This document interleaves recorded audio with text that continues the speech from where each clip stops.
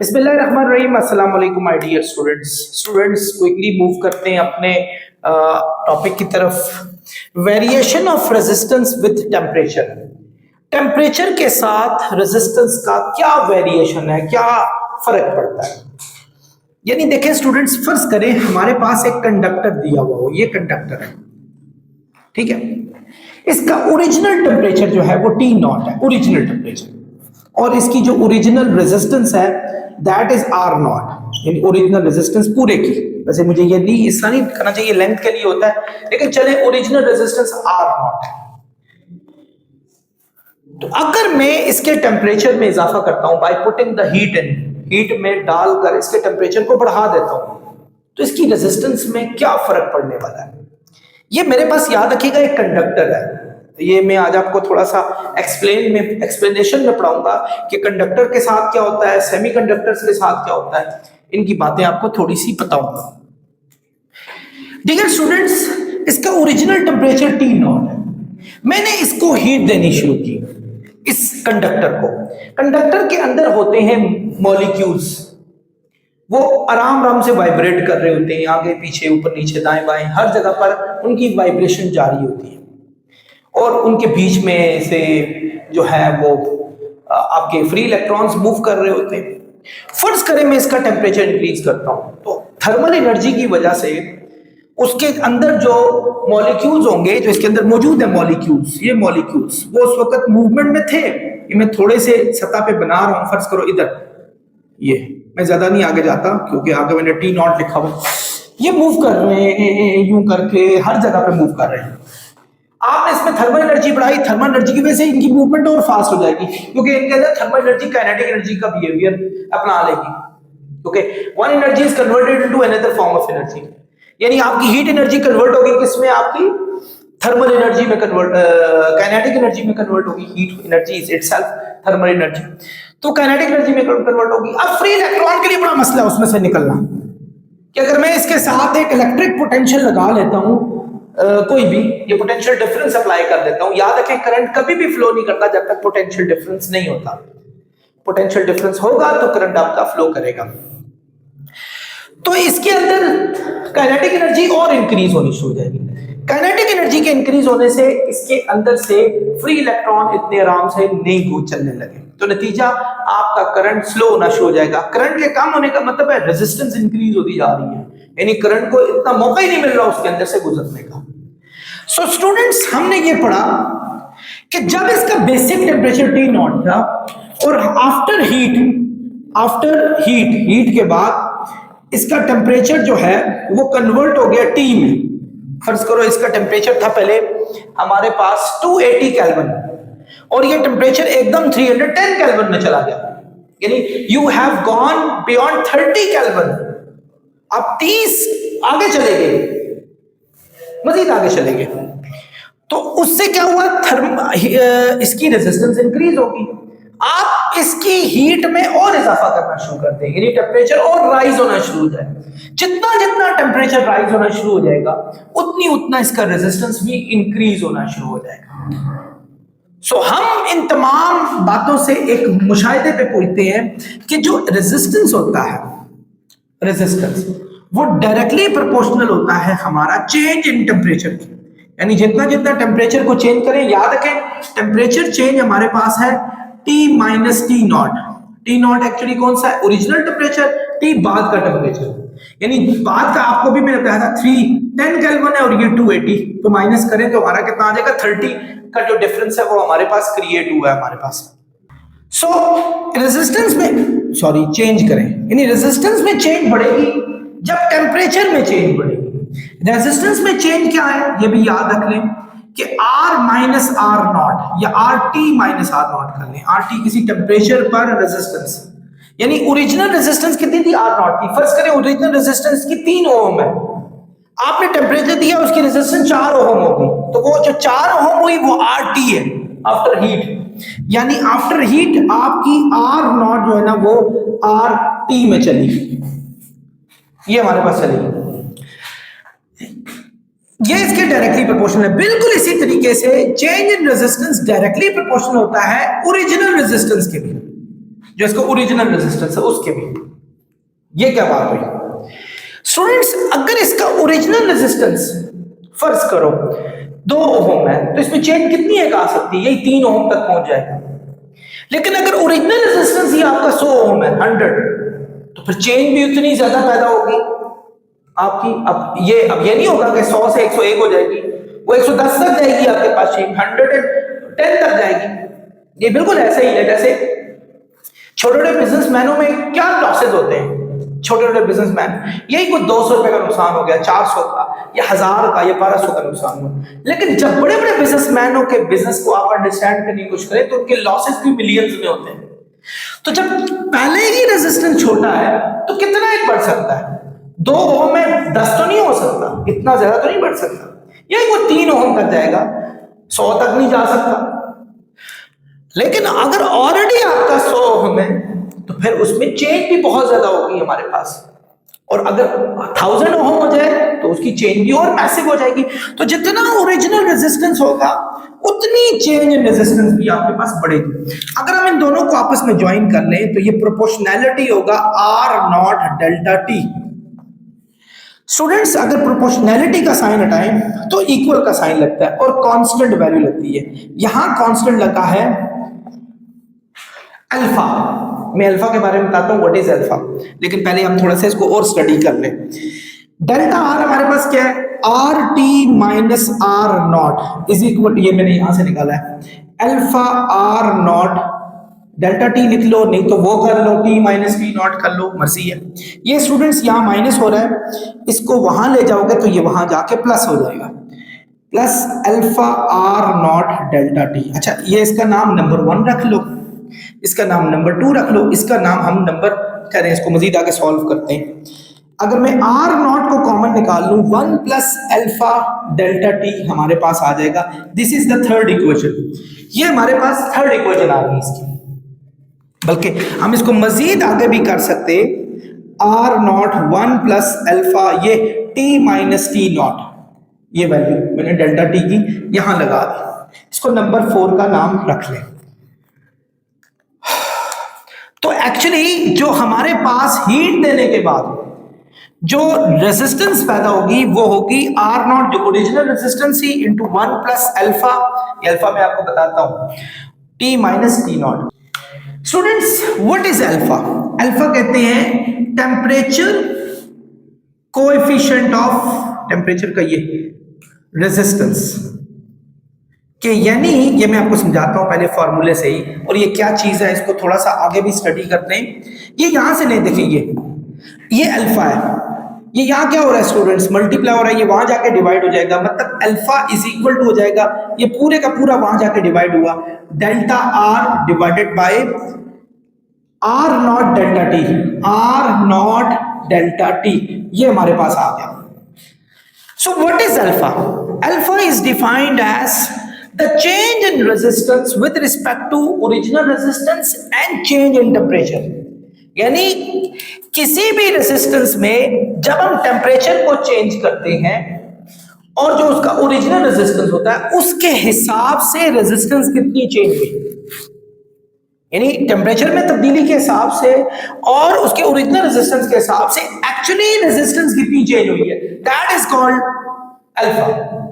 यानी एक्चुअली हर कंडक्टर या even semiconductor, कोई भी मटेरियल, जब हम उसमें रेजिस्टेंस को डिस्कस करते हैं तो स्टूडेंट्स हर एक, फर्ज करो मेरे पास अगर एक आयरन है, एक हमारे पास एक कॉपर है, मेरे पास एक सिल्वर है, इसी तरह मेरे पास एक कोबाल्ट है, ये मेरे पास एक डिफरेंट 4 चीजें आ गई।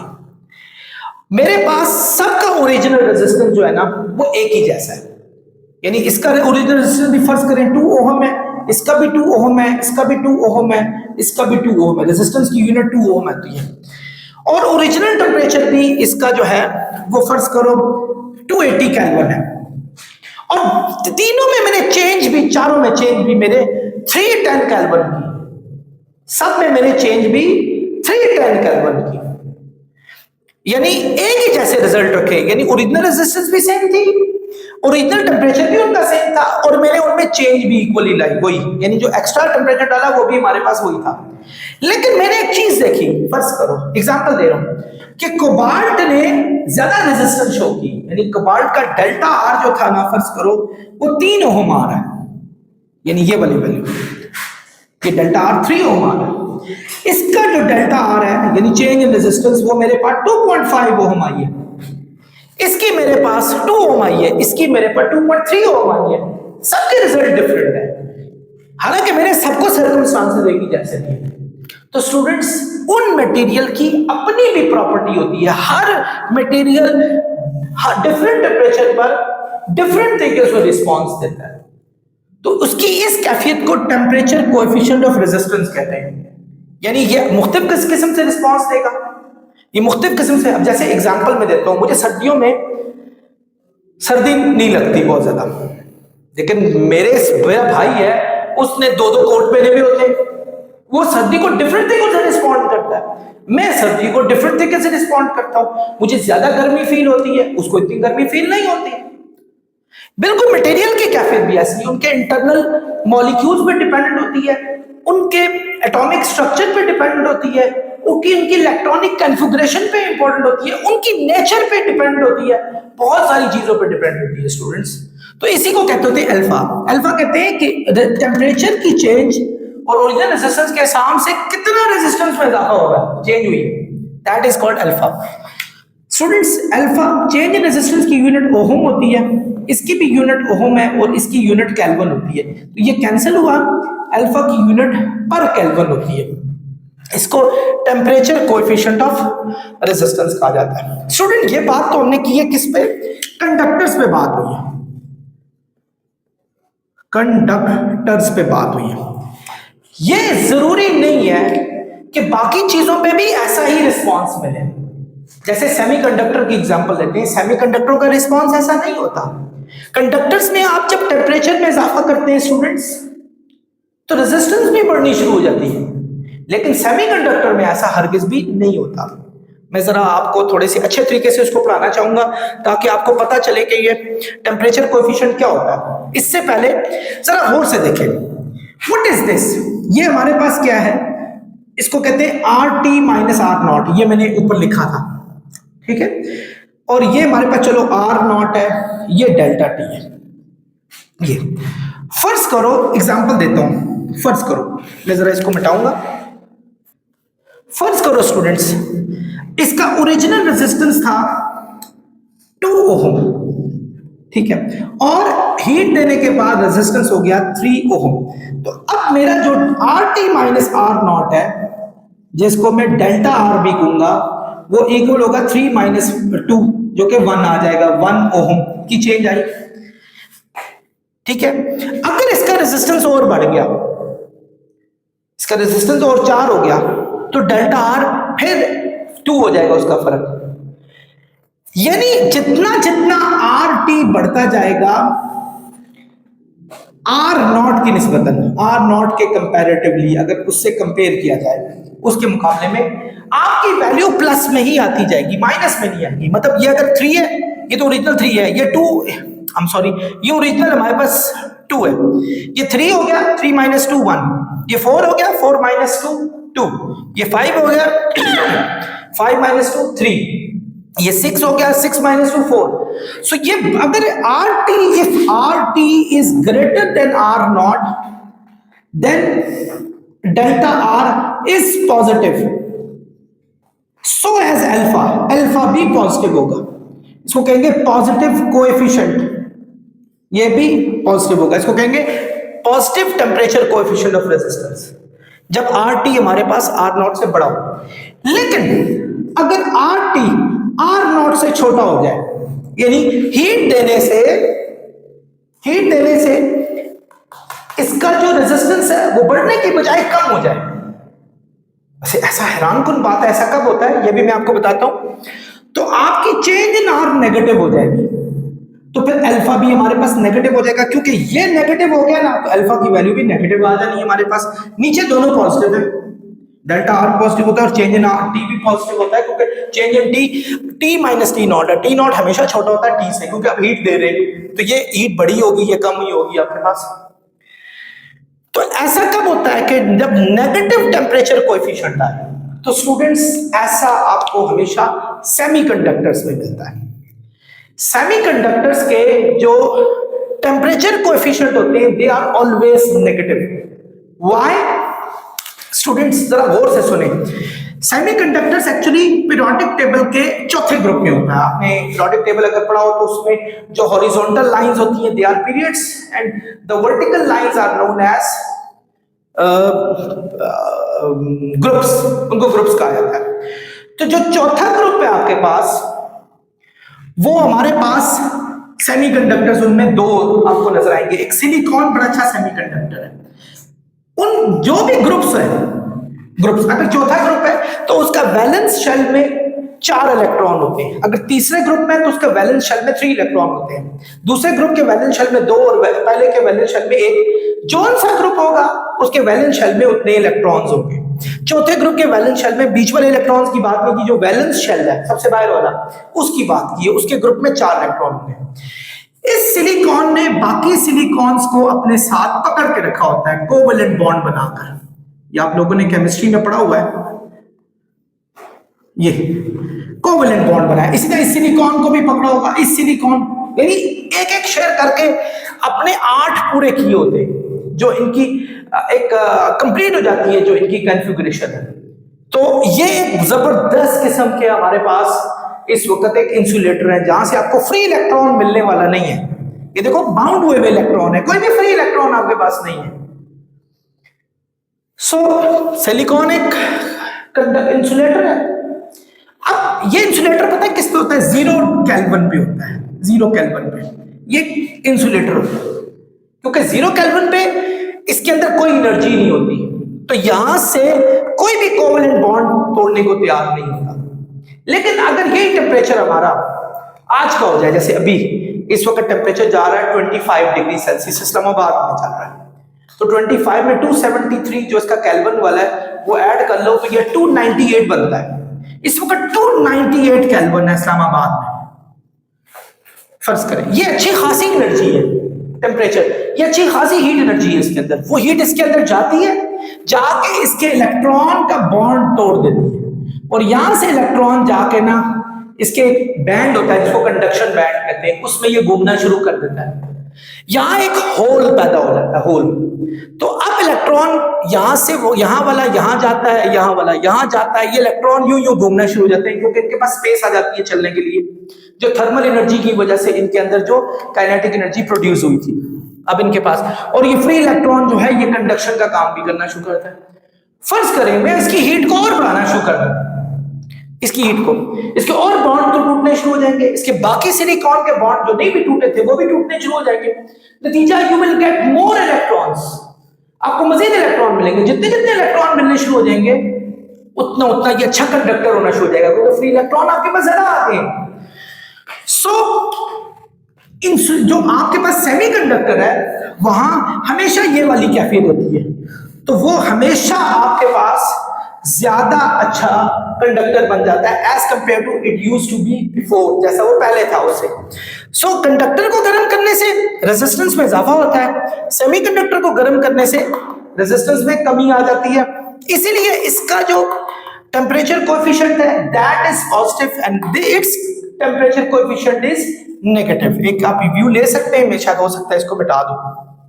डियर स्टूडेंट्स, ये एक छोटा सा चार्ट आपके चूंकि आपकी बुक में बना था, मैंने जल्द से जल्द ये लिख लिया है। मैंने बहुत सारी बातें आपको बता दी, जैसे मेटल जो है ना कंडक्टर्स, ये ग्रेटर देन 0 होता है। ये किसकी बात कर रहा हूं? Temperature coefficient, I am sorry, temperature coefficient की बात कर रहा हूं of resistor.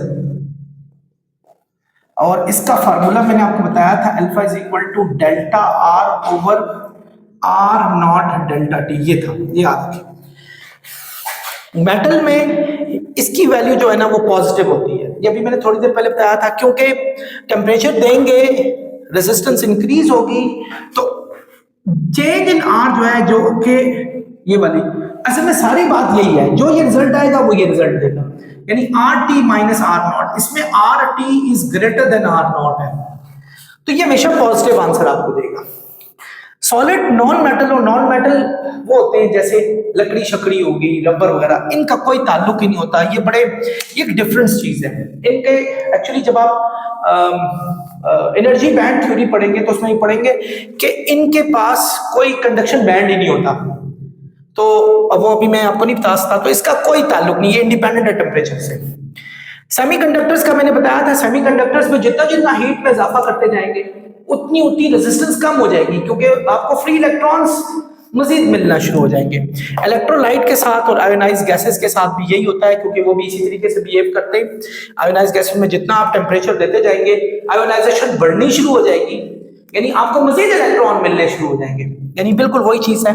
Alloys actually solid जैसा बिहेवियर होता है, मेटल जैसा बिहेवियर होता है, क्योंकि एलॉयज एक्चुअली मुख्तलिफ किस्म के जो मेटल्स होते हैं वो मिलके बनाते हैं, सो इसलिए उसका वो भी ग्रेटर देन जीरो ही होता है, पॉजिटिव होता है हमारे पास, लेकिन इसकी वैल्यू थोड़ी कम होती है। रीजन ये इसमें बहुत सारे कंडक्टर मिक्स हैं, कोई एक खास किस्म का मेटल नहीं होता। सुपर कंडक्टर स्टूडेंट्स एक ऐसा कंडक्टर होता है जो कि 0 केल्विन पे हमारे पास जीरो रेजिस्टेंस देता है और उसमें करंट इनफिनिट सिमली चलता जाता है। तो ये था स्टूडेंट्स एक थोड़ा सा इसका जायजा, बाकी चीजें तो मैंने तफसीली तौर पे आपको बता दी है। डियर स्टूडेंट्स, अब हम समझने की कोशिश करते हैं क्या रेजिस्टेंस पर किसी और चीज का भी असर होता है। यानी फर्ज करें हमारे पास एक बॉडी है, ये हमारे पास एक कंडक्टिंग मटेरियल है कि जिस पे टेम्परेचर का फर्क पड़ सकता है। It could be semiconductor, it could be conductor, कुछ भी हो सकता है। तो अगर फर्ज करो ये हमारे पास कंडक्टर है, तो इससे हमें कोई फर्क पड़ता है या नहीं पड़ता? तो टेम्परेचर का तो हम जिक्र कर चुके हैं, अब बाकी चीजें देखते हैं। स्टूडेंट्स, इसकी लेंथ है हमारे पास L, हमारे पास इसकी लेंथ क्या दी हुई है स्टूडेंट्स? L दी है, और इसका जो एरिया है, ये एरिया ये हमारे पास दिया हुआ है। चलिए हम थोड़ा सा इसको सर्कुलर कर लेते हैं। इसका एरिया जो दिया हुआ है वो हमारे पास A दिया हुआ है। स्टूडेंट्स, जितना जितना हम लेंथ में इजाफा करते जाएंगे उतनी ही रेजिस्टेंस भी बढ़नी शुरू हो जाएगी, ये बात याद रखें। फर्ज करें अगर आपकी 1 मीटर लेंथ है, ठीक है, आपके चार्जेस यहां से गुजर रहे हैं, उसको 1 मीटर में रुकावट का सामना करना पड़ रहा है, तो उसने 2 ओम रेजिस्टेंस दी, हालांकि वो छोटी रेजिस्टेंस है, फर्ज करो 2 ओम रेजिस्टेंस, 1 मीटर। आप अगर 1 मीटर को डबल करके 2 मीटर कर दें तो आप उस चार्ज को 1 मीटर से नहीं गुजरना पड़ेगा, अब उसको 2-2 मीटर से गुजरना पड़ेगा, तो रुकावट में और इजाफा हो जाएगा हमारे पास।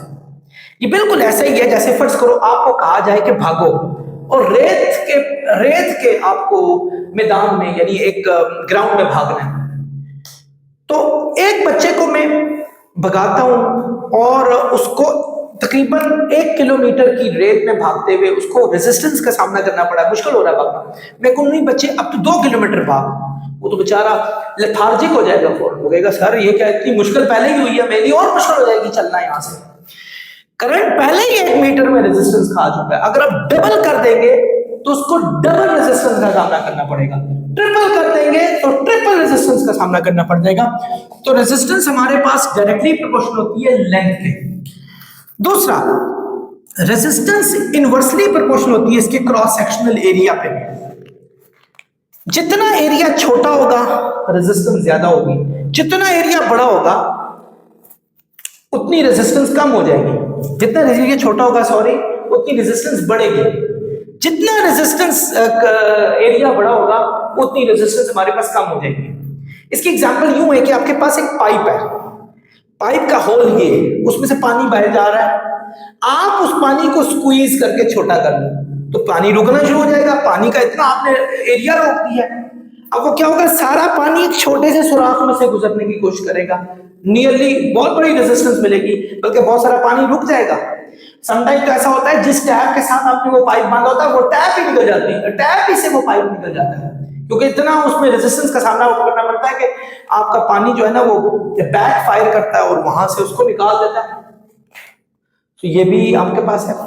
सो आपका क्रॉस सेक्शनल एरिया जितना बड़ा होगा स्टूडेंट्स, उतनी रेजिस्टेंस कम होगी। जितना क्रॉस सेक्शन एरिया छोटा हो गया उतनी रेजिस्टेंस बढ़ गई। ये अगर हम इन दोनों को ज्वाइन कर लें, ये L/A आ जाएगा। प्रोपोर्शनैलिटी का साइन हटाएं, इक्वल का साइन लगता है और कांस्टेंट वैल्यू लगती है। यहां कांस्टेंट लगा है रो, ये ग्रीक लैंग्वेज का वर्ड है रो, जिसको रेजिस्टिविटी भी कहते हैं। रेजिस्टिविटी या स्पेसिफिक रेजिस्टेंस, मज़ाहमत मखसूसा उर्दू में इसको कहा जाता है। ये व्हाट इज दिस, ये ए क्या हमारे पास डिवाइड हो रहा है, यहां जाके मल्टीप्लाई हो जाएगा, और ये L मल्टीप्लाई हो रहा है, यहां जाके क्या हो जाएगा डिवाइड। तो हमारे पास रो जिसका रेजिस्टिविटी नाम है इक्वल टू RA/L, इसके इक्वल हो जाएगा। व्हाट इज दिस, ये तो हम बाद में बात करते हैं। R की यूनिट होती है ओहम, A की यूनिट हुई है मीटर स्क्वायर, इसकी यूनिट होती है मीटर। जब मीटर को मीटर स्क्वायर से काटेंगे तो इट इज 2 टाइम्स, तो देन इसकी रेजिस्टिविटी की यूनिट हो जाएगी ओहम मीटर। ये अब क्वेश्चन है व्हाट इज रेजिस्टिविटी, यानी रेजिस्टिविटी भी एक रेजिस्टेंस में अहम पार्ट अदा कर रही है, but this is constant value for every conductor. Her conductor की अपनी वैल्यू होती है। ये भी एक अहम रोल प्ले कर रही है, बट कांस्टेंट वैल्यू में कर रही है। ये क्या है वैसे जनरली, अगर इस फॉर्मूले को देखा जाए, resistivity is defined as the total resistance faced by a conductor of cross sectional area with respect to its length, यानी अपनी लेंथ के हिसाब से एक क्रॉस सेक्शनल एरिया में कितनी रेजिस्टेंस को फेस करना पड़ा। ठीक है, मैं अगेन वही एग्जांपल टेम्परेचर वाइज लेता हूं। फर्ज करें ये मेरे पास सिल्वर है, इसी तरह का मैं सेम एक मटेरियल ले लेता हूं कॉपर। इसको लैटिन में मेरे ख्याल में क्यूप्रम भी कहते हैं, Cu इसका साइन होता है। फिर एक और ले लेते हैं आयरन, ठीक है, एक ये हो गया। एक और ले लेते हैं हम एल्यूमिनियम, ये लो जी एल्यूमिनियम भी ले लिया, ये हमने 4 ले लिया। इन सब की लेंथ बराबर है, इन सब का क्रॉस सेक्शनल एरिया बराबर है। अब मैंने इन दो सब में करंट को डालने की कोशिश की। मैंने इस पे एक क्या कहते हैं इलेक्ट्रिक पोटेंशियल यानी पोटेंशियल डिफरेंस अप्लाई कर दिया। मुझे नजर आया ओए होए एल्यूमिनियम में तो अच्छी खासी रेजिस्टेंस का सामना करना पड़ा, यानी सबसे ज्यादा रेजिस्टेंस इसमें थी। आयरन को उसके बाद ज्यादा करना पड़ा, सिल्वर को तीसरे नंबर पर, और कॉपर मजे का रहा, कॉपर की रेजिस्टेंस बहुत कम थी। लेकिन ये क्या, लेंथ तो सबकी बराबर है, क्रॉस सेक्शन एरिया भी सबका बराबर है, तो करंट भी हमने एक ही जैसा दिया है। So why it is facing resistance more than anybody else here in the examination centre. सबसे ज्यादा इस एग्जामिनेशन सेंटर में इसको क्यों फेस करना पड़ा? वजह इसकी ये है कि इन सब की अपनी अपनी एक रेजिस्टिविटी भी थी, इन सब का अपना नेचर है। ठीक है, कोई एक रोटी खाने से पेट भर जाता है किसी की 2 रोटियां खाने से भी नहीं बढ़ता, और कोई पूरा तंदूर खा ले तो उसका तब भी नहीं भरता। इट डिपेंड्स ऑन एवरीथिंग, ये उसकी नेचर पे डिपेंड करता है, उसका एटॉमिक स्ट्रक्चर पे डिपेंड करता है, उसके अंदर क्या है, वो इलेक्ट्रॉन कैसे फ्लो करते हैं, उन पे डिपेंड करता है। सो इस सारे को कहते हैं रेजिस्टिविटी। हर एक की मेटल की रेजिस्टिविटी अपनी होती है। एक दफा एक क्वेश्चन आया था, मुझे याद है कि सिंस यूं क्वेश्चन था, since resistivity is equal to RA/L, if we double the resistance, what happens with the resistivity? यानी क्वेश्चन दोबारा उर्दू में सुने कि यूं आया था कि चूंकि रेजिस्टिविटी इसके इक्वल है, यानी उसने आपके दिमाग पे पहले ही हावी कर दिया ये डाल के कि उसका फार्मूला बता के, तो अगर रेजिस्टेंस को डबल कर दिया जाए तो रेजिस्टिविटी में क्या इजाफा होगा? तो मुझे पूरा यकीन है आधा नहीं तो पौना इस्लामाबाद, पौना नहीं तो आधा इस्लामाबाद ने यही कहा होगा डबल रेजिस्टेंस करने से रेजिस्टिविटी बढ़ जाएगी, या डबल एरिया करने से, सॉरी क्वेश्चन यूं था कि एरिया को डबल किया जाए, एरिया डबल करने से रेजिस्टिविटी बढ़ जाएगी। सब नहीं है, उसने ये नहीं सोचा कि अगर मैं एरिया को डबल कर दूं, मतलब इसके एरिया को डबल कर दूं, तो मुझे लेंथ में छोटा होना पड़ेगा। जब मैं किसी के को एक्सपेंड करूं ना, तो यहां से लेंथ कम होनी शुरू होती है, क्योंकि वॉल्यूम एक ही जैसा रहता है, वॉल्यूम में चेंजेस नहीं आते। वॉल्यूम होता है लेंथ और एरिया का प्रोडक्ट। रेजिस्टिविटी कांस्टेंट होती है, ये कभी भी नहीं बढ़ती। और मुझे पूरा यकीन है हाफिज इस्लामाबाद ने उसको क्या कर दिया होगा, डबल द रेजिस्टिविटी। और बल्कि मेरे स्टूडेंट्स ने बहुत सारों ने ऐसा किया। सर पे हाथ मारने के अलावा मेरे पास कोई चारा नहीं था, जबकि उनको मैंने बताया भी था। तो ये चेंज नहीं होती, वेदर यू इसको इंक्रीज करें, इसको इंक्रीज करें, किसी को भी इंक्रीज करें, ये हर वक्त सेम रहती है। इसका तो दारोमदार इन दोनों चीजों पे है ना, लेकिन इसका दारोमदार किसी पे नहीं है। ये हर मैटर की अपनी अपनी है। यानी इन तमाम चीजों से आपने क्या सीखा, ये रेजिस्टिविटी हर मटेरियल की अपनी होती है। ये इंट्रिंसिक प्रॉपर्टी है, इंट्रिंसिक प्रॉपर्टी। जैसे मेरी इंट्रिंसिक प्रॉपर्टी है कि मैं 1.5 रोटियों से मेरा पेट भर जाता है, मैं जब 2 भी खाऊं तो पेट भर गया, ज्यादा हो गया। ये रेजिस्टेंस जो है ना, ये एक्सट्रिंसिक प्रॉपर्टी है। जिक प्रॉपर्टी एक्सट्रिंसिक होता है, जैसा ये रेजिस्टेंस किससे बढ़ती है, लेंथ के बढ़ने से बढ़ती है, क्रॉस सेक्शन एरिया से कम होती है। यानी ये डिपेंडेंट होती है, ये किसी पे डिपेंडेंट नहीं है। ये इंट्रिंसिक इसकी अंदरूनी कैफियत है, ये हर मेटल की अपनी होती है। मैं यहाँ एक छोटा सा चार्ट बनाता हूं और उसके बाद मैं इस लेक्चर को ओवर करूंगा। तो स्टूडेंट्स ये देखें, एक चार्ट है जिसमें मटेरियल दिया हुआ है एल्यूमिनियम। एल्यूमिनियम की रेजिस्टिविटी है 2.7 मल्टीप्लाई 10 की पावर -8।